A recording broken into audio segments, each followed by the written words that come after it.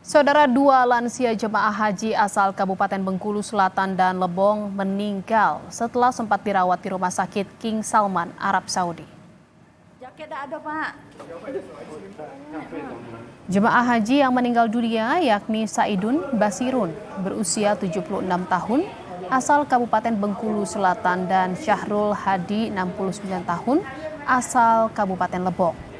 Keduanya diketahui memang memiliki riwayat penyakit, namun mereka dalam kondisi sehat saat diberangkatkan ke Arab Saudi. Almarhum akan disolatkan di Masjid Nabawi dan dimakamkan di pemakaman Baqi, Kota Madinah. Udah diambil, Nek, selimut. Ya, selimut. Ya. Jaket ada, Pak.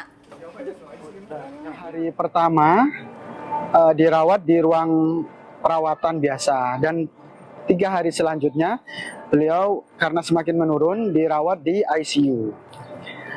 Sertifikat kematiannya septic shock dikarenakan oleh Sheffer septic dan disebabkan oleh urinary tract infection, yaitu penurunan tekanan darah akibat infeksi bakteri dan kuman yang menyebar ke seluruh tubuh.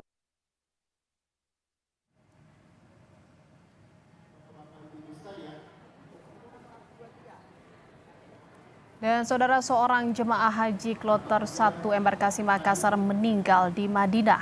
Rahmat Selamat yang berasal dari Maros tergabung dalam kloter 12 berangkat ke Tanah Suci pada 9 Mei lalu. Dari keterangan petugas haji di Madinah, almarhum mengeluhkan sesak nafas pada Rabu sore dan sempat mendapatkan perawatan. Namun kondisinya terus menurun dan meninggal pada Rabu 14 Mei 2025. Hingga saat ini jumlah jemaah haji asal Makassar yang meninggal berjumlah 2 orang.